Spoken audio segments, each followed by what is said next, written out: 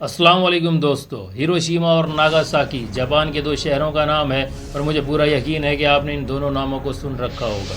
World war 2 के अंदर आखिर ऐसा क्या हुआ कि इन दोनों शहरों के ऊपर न्यूक्लियर ब्लास्ट कर दिया गया।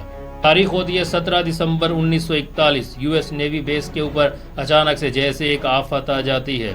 शिप में मौजूद एक अफ्रीकी अमेरिकन बावर्ची तमाम नेवी ऑफिसर्स को नाश्ता सर्व करता है और नाश्ता सर्व करने के बाद वो लॉन्ड्री के काम की तरफ निकल जाता है। टाइम हो रहा होता है सुबह के 7:57 और वो एक सायरन सुनता है, एक ऐसा सायरन जिसे शायद अपनी पूरी जिंदगी के अंदर कोई भी नहीं सुनना चाहता। डोरिस मिलर नामी ये बावर्ची उस सायरन को सुनने के बाद सख्ते के अंदर रह जाता है और इस बावर्ची को आगे जाके एक अवार्ड मिलता है, यूएस नेवी का सबसे बड़ा अवार्ड। आखिर उस वक्त ऐसा क्या होता है कि यूएस नेवी एक बावर्ची को अपना सबसे बड़ा अवार्ड देती है। इस कहानी की शुरुआत होती है 1941 में, जब अमेरिका चाइना को बचाने के लिए सब कुछ अपना दांव के ऊपर लगा देता है। जी, आपने सही सुना कि अमेरिका चाइना को बचाने के लिए अपनी पुरजोर कोशिश करता है। वर्ल्ड वॉर 2 को स्टार्ट हुए 3 साल का अरसा गुजर चुका होता है और अमेरिका का इस वर्ल्ड वॉर 2 के अंदर कोई भी दखल अमद नहीं होता। अमेरिका इस वर्ल्ड वॉर 2 से पूरी तरीके से दूर रहना चाहता है क्योंकि वर्ल्ड वॉर 1 के अंदर अमेरिका ने बहुत सा नुकसान उठाया होता है, जिस वजह से वो वर्ल्ड वॉर 2 के अंदर अपनी मुदाखलत नहीं करना चाह रहा होता। पर अमेरिका जापान के ऊपर जोर डालता है कि आप चाइना के ऊपर किया गया अपना कब्ज़ा ख़त्म करें। वर्ल्ड वॉर 2 के अंदर एक साइड पे होते हैं जर्मनी और इटली और दूसरी तरफ होते हैं ब्रिटेन, नीदरलैंड और फ्रांस। लेकिन जब अमेरिका जापान के सामने एक शर्त रखता है कि आप चाइना से अपना कब्ज़ा ख़त्म करें, और ये शर्त अमेरिका उस वक्त रखता है जब जापान के अंदर ऑयल रिसोर्सेज ख़त्म हो रहे होते हैं, क्योंकि जापान अपना 80% ऑयल अमेरिका से इंपोर्ट करता था। ये एक ऐसा वक्त होता है और एक तरफ वर्ल्ड वॉर 2 की एक जंगी हालत होती है कि जापान अपने आप को बेबस और मजबूर महसूस करता है कि आखिर ऐसी हालत के अंदर बग़ैर ऑयल के हम किस तरीके से जंग लड़ेंगे। जापान अपनी नेचुरल रिसोर्सेज के ख़त्म होने की वजह से परेशान होता है और दूसरी तरफ से अमेरिका का एक सख्त तरीन मुआहदा कि आप चाइना से कब्ज़ा ख़त्म करेंगे, क्योंकि इस जंग के अंदर जापान की हिटलर पूरे तरीके से मदद कर रहा होता है और जापान ये सोचता है कि अगर हम हथियार डाल देते हैं तो पूरी दुनिया हमारे बारे में क्या सोचेगी, कि हिटलर की सपोर्ट के बावजूद भी जापान ने अमेरिका के आगे हथियार डाल दिए। जापान ने यह फैसला किया कि वो अमेरिका के आगे हथियार नहीं डालेगा और जापान ने अंदर ही अंदर में अपनी एक प्लानिंग शुरू कर दी कि वो इंडोनेशिया के ऊपर कब्ज़ा करके वहाँ से अपने ऑयल रिसोर्सेज को बहाल करेगा।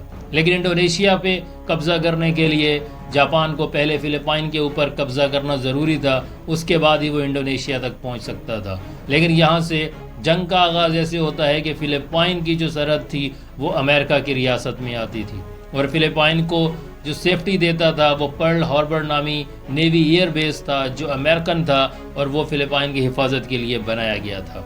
तो जापानीज़ ये डिसाइड करते हैं कि वो डायरेक्टली पर्ल हार्बर के ऊपर हमला करेंगे ताकि अमेरिका उनको कोई भी जवाब ना दे सके और उसके बाद वो फ़िलिपाइन के ऊपर कब्ज़ा कर लेंगे। जापान अचानक से यूएस की नेवी बेस पर्ल हार्बर के ऊपर हमला कर देता है और वहाँ पे उस वक्त यूएस नेवी के 8 battle ships, 59 anti craft ships, 390 aircraft और 4 सबमरीन मौजूद थीं।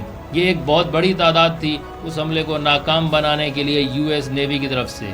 लेकिन ये तब मुमकिन था कि जब यूएस नेवी को इसके बारे में कोई खबर होती। तो जापान की प्लानिंग ये थी कि हम ये हमला इस तरीके से करेंगे कि यूएस नेवी को इसके बारे में कुछ भी पता ना चले। 8000 किलोमीटर का सफ़र बग़ैर किसी वायरलेस कॉन्टैक्ट के जापान अपना तय करता है और उसके बाद 370 किलोमीटर का सफ़र जब रह जाता है तो उसके बाद उनके तैयारे उड़ान भरते हैं और वो पर्ल हार्बर के ऊपर हमला कर देते हैं जो एक यूएस नेवी बेस होता है। तारीख आती है 17 दिसंबर 1941 की। सुबह के ठीक 7:57 हो रहे होते हैं और उस टाइम पे डोरिस मिलर नामी ये बावर्ची तमाम ऑफिसर्स को नाश्ता सर्व कर रहा होता है और उसी वक्त उन्हें उस सायरन की आवाज़ सुनाई देती है कि जब जापानीज़ एयरक्राफ्ट ने पूरे आसमान को घेरा हुआ होता है और वो अचानक से बॉम्बिंग स्टार्ट कर देते हैं। پوری کی پوری یو ایس نیوی بیس کو اڑا کے رکھ دیا جاتا ہے۔ یہ حملہ پورے 45 منٹ تک جاری رہتا ہے اور اس کے بعد وہ جہاز واپس چلے جاتے ہیں اور انہیں یہ لگتا ہے کہ شاید یہ حملہ ختم ہو گیا، لیکن اس کے 10 منٹ بعد ہی دوسرا گروپ واپس آتا ہے اور بچا کچا جتنا کچھ ہوتا ہے یو ایس نیوی بیس کے اوپر، پرل ہاربر کے اوپر، اس کو تباہ کر کے رکھ دیتا ہے۔ اس حملے کے اندر ڈالس ملر تمام زخمیوں کو ایک محفوظ جگہ کے اوپر منتقل کرتے ہیں اور ایک ایئر کرافٹ گن سے طیاروں کے اوپر حملہ کر دیتے ہیں۔ ان کی یہ بہادری بغیر کسی ٹریننگ کے ان کو ایک ایوارڈ دلاتی ہے جو یو ایس نیوی کا سب سے بڑا ایوارڈ ہوتا ہے۔ 3 منتھ تک امریکہ جاپان کو کوئی بھی جواب نہیں دیتا، لیکن نیوز کے اندر اور خبروں کے اندر یہ چیز سرعام ہوتی ہے کہ اب ہماری 1-on-1 وار ہے جاپان کے ساتھ۔ 3 منتھ تک امریکہ اپنی نیول بیس کو بحال کرتا ہے پرل ہاربر کے اوپر، اور چوتھے منتھ میں امریکہ سیم وہی کام کرتا ہے جاپان کے ساتھ کہ اچانک سے جاپان کے کیپٹل ٹوکیو کے اوپر امریکہ حملہ کر دیتا ہے، اور وہ اتنا زوردار حملہ ہوتا ہے کہ پورے ٹوکیو کو وہ تہس نہس کر کے رکھ دیتے ہیں۔ لیکن اس کے بعد امریکہ رکنے کا نام نہیں لیتا اور حملے کے بعد حملہ کیے جاتا ہے۔ پورے 4 سال تک امریکہ اور جاپان کے درمیان یہ جنگ جاری رہتی ہے، جس جنگ کے اندر ظاہری طور پہ جاپان امریکہ کے سامنے بہت زیادہ کمزور پڑ چکا ہوتا ہے۔ آخرکار امریکہ اپنا آخری کارڈ استعمال کرنے کا فیصلہ کرتا ہے جاپان کے خلاف۔ 6 اگست 1945 کی صبح ٹھیک 8 بجے ہیروشیما کے اوپر اچانک سے ایک ایئر کرافٹ دکھائی دیتا ہے، اور اس ایئر کرافٹ کے اندر ایک بوم نصب ہوتا ہے جسے نیوکلیئر بوم کہا جاتا ہے، اور اس ٹائم پہ اس کا نام انہوں نے لٹل بوائے رکھا ہوتا ہے۔ یہ ایک نیوکلیئر اٹامک بلاسٹ تھا جو ہیروشیما شہر کے اوپر ہونے جا رہا تھا۔ ایک پروفیشنل پائلٹ اس بوم کو لے کے نکلتا ہے اور وہ ہیروشیما شہر کے اوپر پہنچ جاتا ہے۔ 43 سیکنڈ کا ٹائم لگنا ہوتا ہے اس بوم کو زمین تک پہنچنے کے لیے، اور بوم اوپر سے چھوڑ دیا جاتا ہے اور بڑی تیزی سے بوم زمین کی طرف بڑھ رہا ہوتا ہے۔ نیچے لوگ اپنی روزمرہ کی زندگی کے اندر ہوتے ہیں، بچے اسکول کی طرف جاتے ہیں، بوڑھے اپنے گھروں میں ہوتے ہیں، اور عام سی ایک زندگی گزر رہی ہوتی ہے، لیکن انہیں نہیں پتا ہوتا کہ ان کے اوپر ایک ایسا بلاسٹ کیا جا رہا ہے جو پوری کی پوری قیامت مچا کے رکھ دے گا۔ یہ دنیا کا پہلا نیوکلیئر بلاسٹ تھا جو دنیا کے اندر ہونے جا رہا تھا، ایک آبادی کے اندر۔